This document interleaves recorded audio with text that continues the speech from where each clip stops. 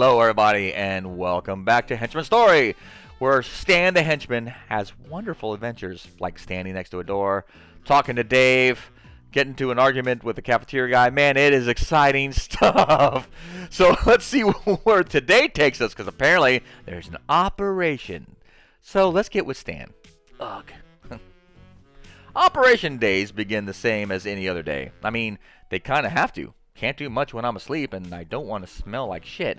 So that means heading to the locker room like usual. There's an intangible difference when we're getting ready for an operation instead of a normal workday. I'll say that. The locker room has an air of tension to it, in addition to the usual order. People are giving each other nervous glances or cracking bad jokes to calm their nerves. I mean, it's not like anyone expects to die or anything. Superheroes don't kill. One of the perks of being on this side of it. Still, getting hit in the head enough times has its consequences, as Mace found out, or the legs. If you ask John Kess, I mean, we have every right to be nervous. Shit, I know I am. Not Dave, though. He's actually excited about the whole thing. I know, big shock. Just blew your mind. Morning, buddy. You know what today is? Yeah, it's, Operation Day! Oh, boy! I'm so excited. I've got that tingly feeling in my bones. Okay. Well, that's more than I need Yep. to know. Aren't you excited, too? I hear this is a big one. Sometimes I wonder if Dave makes these little slips on purpose just to screw with me. I'm not sure if that's better for them than being Freudian. Oh, yeah, you know me. My excitement levels are like that full friggin' capacity. I live to get powerbombed by masked millionaires with messiah complexes.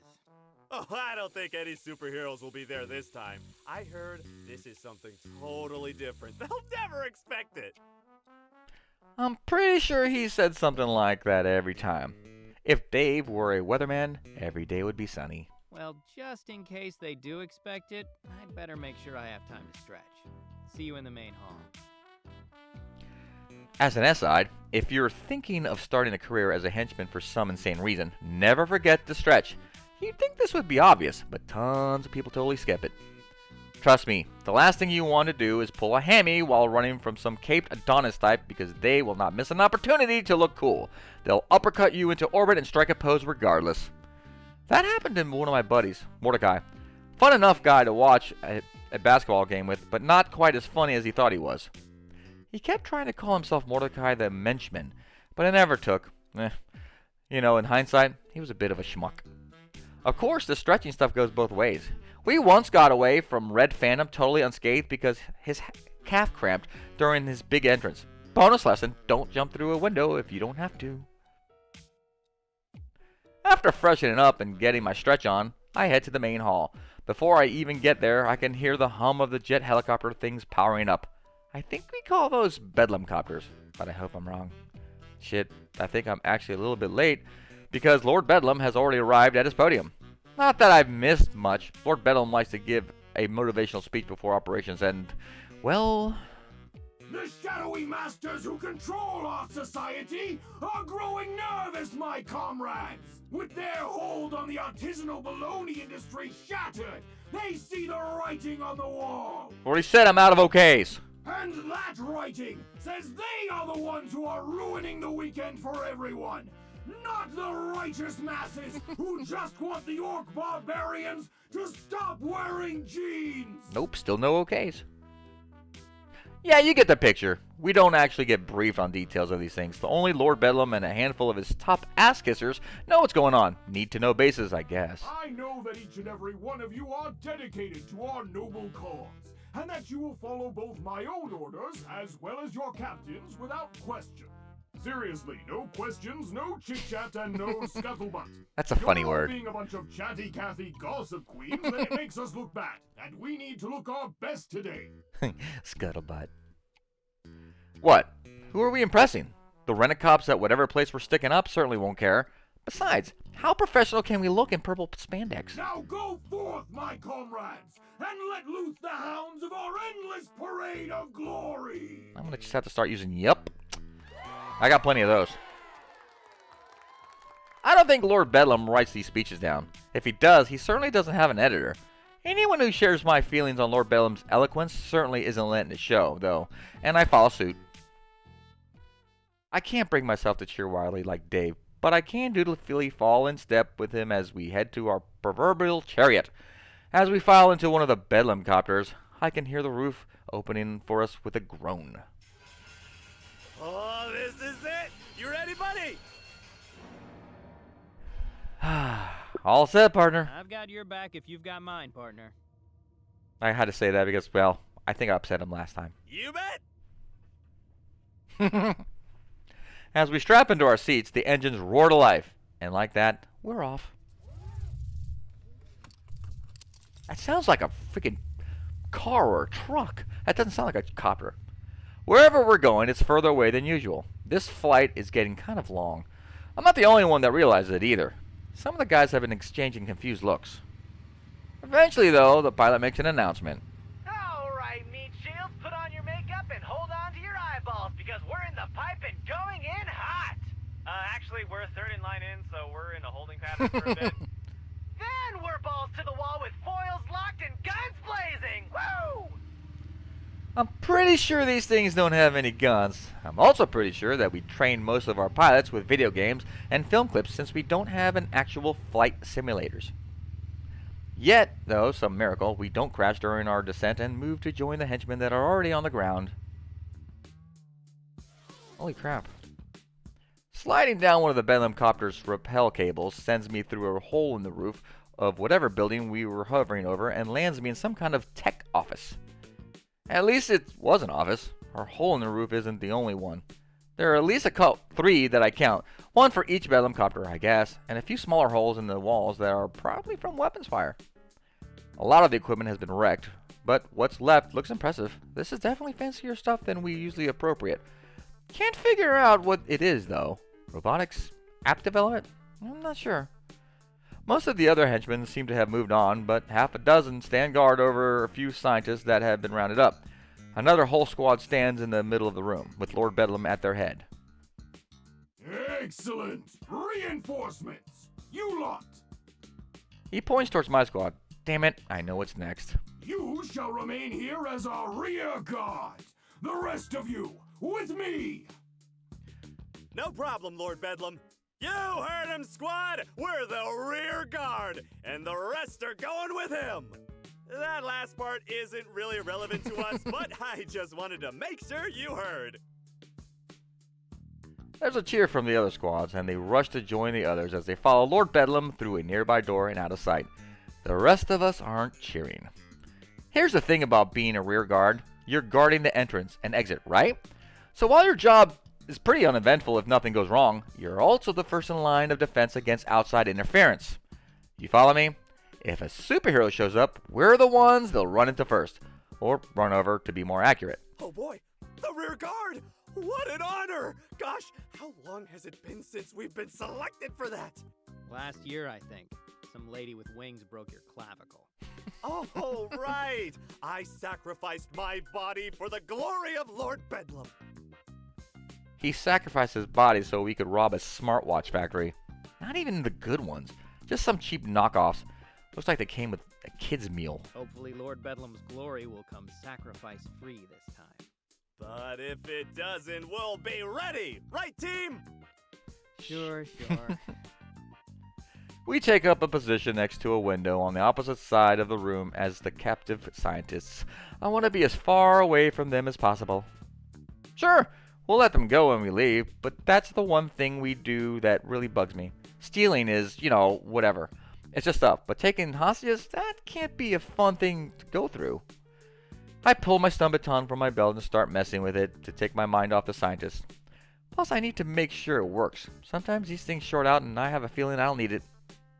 This place is big time. It's just got that feel. That means we're going to attract attention, and that means...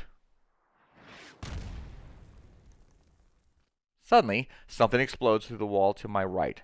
Dave and I are flung forward and tumble to the floor. As quickly as I can, I scramble to my feet, grasping my baton. However, as I turn to face the source of the explosion, my jaw drops. A superhero showing up isn't a surprise, but that's Shining Nova. Shining goddamn Nova! as in the person that took down the Skull Syndicate and went toe-to-toe with Dr. Calamly's Supreme Ultra Death Bot. Shit. We are screwed. We are completely screwed. Time's a factor here, so I'm only gonna say this once. There's no way you can beat me. That means you can either give yourselves up or get your asses kicked. Your call. I can't make it for you. I really considered just giving up this time around, but I should have known better. By taking any time to think at all, I've given Dave a vast edge in reaction time. For Lord Bedlam! Charge! Dave and most of the other henchmen charge wildly, some raising their batons, others fire their beam weapons. It goes about as well as you'd expect.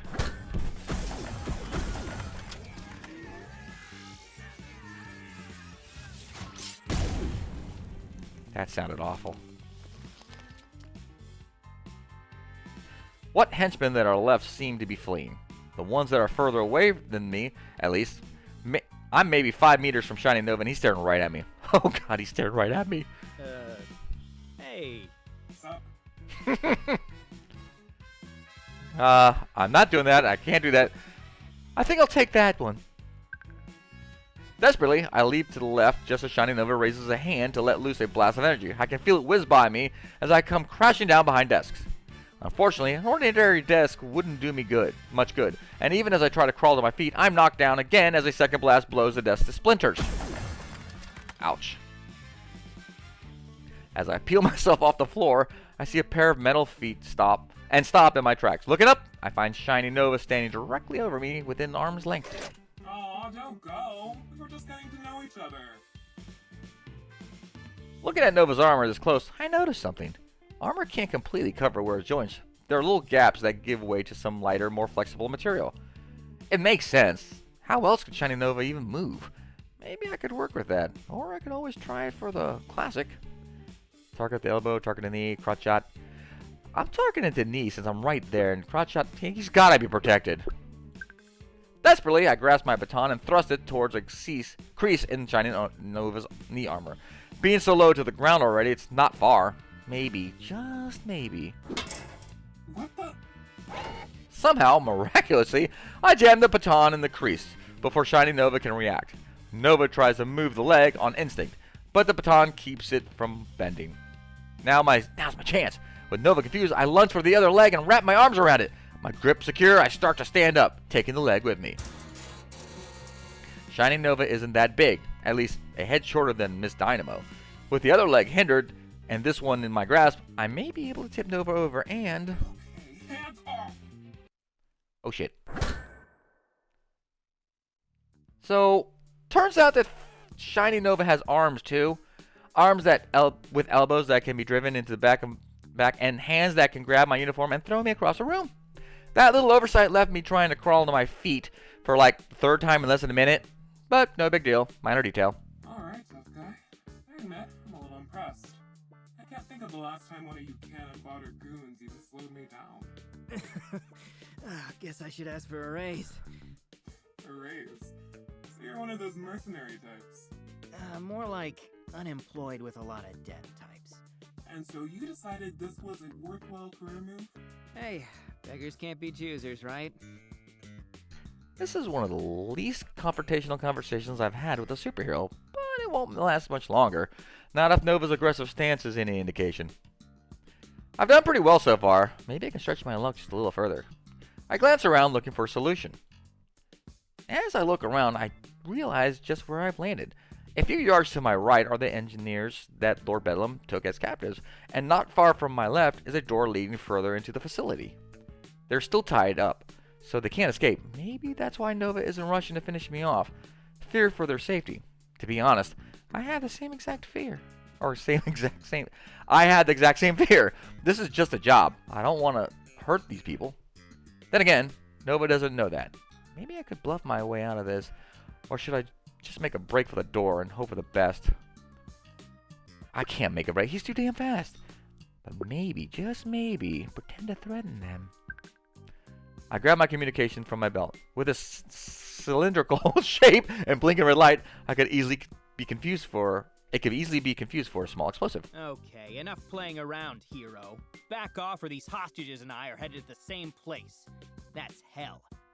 'Cause this is a bomb. I'm threatening him with a bomb. No, you're not. Excuse me? Even if that was a bomb, which it's not, I don't think you'd set it off. This is just a job for you, right? You're not gonna die for it, and you definitely won't kill for it. In fact, I don't think you're a violent person at all. You sure you're not making a few leaps in judgment there? Positive. And like I said, it's not even a bomb. I scanned it. It's a radio of some kind. Battery's running low, by the way.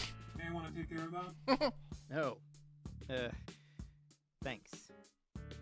Defeated, I lower my arm and accept my fate. Well, nice chatting with you. Likewise, Mr. Henchman for hire. Okay, this is just a tranquilizer, so it won't hurt, but you're gonna feel pretty groggy when you come to. A hatch pops open on the side of Nova's wrist, revealing a small dart gun. Sweet dreams. Even though being put to sleep is better than being knocked unconscious, in this case, it doesn't feel like I'm snoozing in my bed. Instead, it's a deep, dreamless slumber. 1 second, all I see is blackness, and the next... Come on, buddy, you have to get up! Where? What? Dave? What's going on? No time, we've gotta go! Onwards, my loyal compatriots! Onwards towards retreat! There's only one Bedlam copter. If we don't get on, we'll be left behind! With Dave's help, I manage to stand. A quick look around tells me he's right. A lone Bedlam copter is holding position next to the hole Shining Nova made in the wall, and there's no sign of another one. Lord Bedlam is already climbing aboard, so we better follow suit. All right. I'm good. Let's go. Together, we drag ourselves towards the ramp. Despite my grogginess, we should make it easily. At least, it looks that way until a familiar black and blue blur falls through one of the holes in the ceiling, takes one look at me and grins. Oh, great muscle girl. I knew it. Hey there, Sunshine. Gotta say, I didn't expect to see your raggedy-ass outfit here when I got the call. A data science facility's one hell of a step up from a pet store. But you're not too much of a big shot to leave without saying hi now, are ya? After all, we're old pals, ain't we? Oh, you know me. I'm not big on long goodbyes. It's so awkward. Wait, you know her, Stan? But she's a superhero! Case in point. Dude, you were there, remember?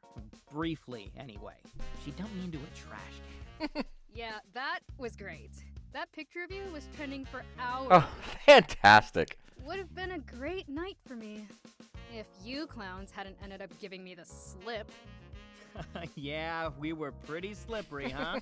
Oh, what a night that was. Just a peach of a time, wasn't it, Dave? Oh, yeah, I guess. I didn't know you cried so much when you had fun, Stan. I'm easily moved, Dave. You know that. Well, getting to be about that time. Better hit the old dusty trail. Nice seeing you again. Don't be a stranger. Don't think so. This time, I'm making sure you're out cold. And then I'm grounding that ugly ride of yours. Now come on, Sunshine. Let's kick this party up a notch. Miss Dynamo is maybe 10 meters away, but I know that distance won't mean much to someone with that kind of strength and speed. Even if I wasn't still hungover from Shining Nova's tranquilizer, my odds of getting out of the way aren't good. Dynamo knows this too. She takes her time sizing me up and settling into her stance. Dave doesn't consider the odds, or maybe his zeal for Lord Bedlam has just made him more reckless. Whatever the cause, he's pulled out his baton and is prepared to go down swinging. Missing, mind you, but still swinging. It's almost admirable, but in my experience, you don't heal hairline fractures with admirations. So I'm not about to follow suit. As Dynamo's muscle coil, I reach for my baton and desperately try to think of an angle. This is going to be even worse than the trash can incident if I can't.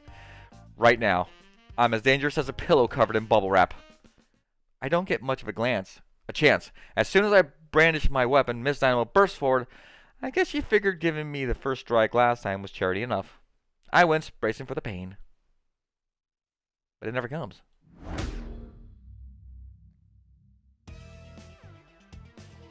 Instead, Dynamo's fist collides with a glowing red energy sword held by an unfamiliar woman in a red and black catsuit. The blow is so strong that the weapon pulses, and I can feel the ground shake. Even so, the mystery woman barely gives any ground. She angles the energy blade to turn it into more of a glancing blow and steps back to steady herself, but it still looks effortless. Tisk, tisk. These aren't your toys to break anymore, child. Scorpion, what are you doing here? I just told you. These are my playthings now. We're playthings? If you can't play nice, then I'll have to take them away. That could be fun. You never pay attention, do you? Not even the slightest bit. Don't you ever tire of it? The ignorance? Shut up! Miss Dynamo violently breaks the deadlock and leaps back. The woman in the catsuit, Scorpion, does the same, but somehow more gracefully. Holy shit, where did she even come from? She was so fast that I barely saw it. Since when did we have a ringer? I stared dumbfounded for momentarily, forgetting about escaping. It's not often you see something like this when you work for a guy like Lord Bedlam. A victory for us usually means a distraction or an escape. But this Scorpion lady is going toe-to-toe with a powerhouse like Miss Dynamo. And God help me, it seems like she could actually win. Temper, temper, child. Stop calling me that! But you are. Listen to yourself. If you're not careful, you'll have another tantrum. And then who will have to clean up your mess this time? Oh, it won't be you. Don't worry. Nah, you're gonna be the mess. What's left of you, anyway. Promises, promises. Always promises with you. Never once delivered. Beyond a grunt of frustration, Dynamo's retort this time is physical, and she rushes right at Scorpion, who follows suit, sword whirring. Looks like that first move was no fluke. Dynamo's dishing out most of the offense, but none of it is connecting. What Scorpion can't avoid outright, she's redirecting with her sword. It's like watching a dance, but fast forwarded to 5 times normal speed, and with a high chance of broken bones or dismemberment. So as astonishing as it looks, I'd take this chance to get the hell out of here. Come on, Dave. We've got to go. What? And miss this chance to bring even more glory to Lord Bedlam? He told us to retreat, remember? You wouldn't want to disobey Lord Bedlam, would you? No, definitely not. Gosh, I can't believe I forgot. Thanks, Stan. You're a good friend. Sure. I'm the best. Thank me when we're on the way back, man. Together, we rush to the ramp as fast as we can. My legs aren't exactly steady yet, so it's a little more of a zigzag than a straight line. But we make it just before they close the doors. Christ, that was a lot closer than usual. Now that I'm inside the Bedlam copter, I find that it doesn't have as much room to spare. It's definitely over capacity. I guess that's good. That means more than a third of us made it out. On the other hand, that means that almost 2/3 of us didn't. Jeez, we never had to leave so many people behind before. Kind of surreal. Feels like I'm in a war movie. What the hell was this place? Miss Dynamo said it's something about data science, which would explain all the computers. So we were after information? Weird. That's way too cutting edge for Lord Bedlam's modus operandi. It must have been important information too. Why else would not one, but 2 superheroes show up to stop us? Shiny Nova alone would have been a big deal, but Miss Dynamo too?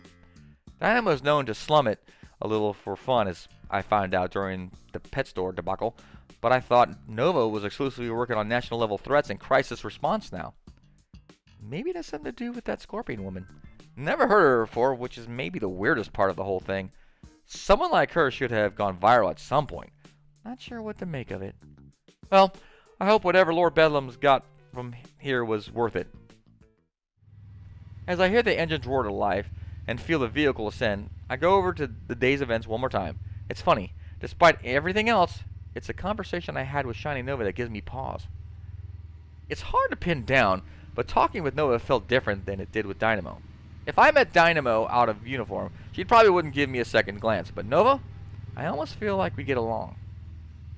I don't think you're a violent person at all. Strange thing to say, but maybe it's true. Still, I'm a henchman and Shiny Nova's a hero. Whether we get along or not, that means it's my job to get in Shiny Nova's way, and Shiny Nova's job to beat me up. That's not changing, not anytime soon. I close my eyes and breathe a sigh of relief as I feel the Bedlam copter leave this place behind. Between the surprise guests and the sudden downsizing, this is one Operation Day I'll be happy to forget. Issue 3, The Rookie. And this is where we'll stop. And we'll read this part later in my next episode. So, to recap, we went on an operation. And of course, things didn't go as well. Because 2 superheroes, Shiny Nova and Miss Dynamo. Apparently, Shiny Nova is a big deal. And seems like Miss Dynamo might be a step under him. But somehow, I survived with only getting knocked out. I mean, and not even in a bad way. You know, not getting punched in the face or thrown in the garbage can. Just, you know, some kind of like tranquilizer dart. Which is fine. And we got away fairly unscathed. Well, at least I did. And we met a new villain. You know, Scorpion. Very interesting. Never heard of her. But I'm pretty sure we're going to probably hear more of her as we continue. So guys, thank you very much for watching. I do appreciate. Leave a like, follow, subscribe, do all those wonderful things to help me out. And I hope to see you here to continue on watching Stan, the Henchman, and his adventures.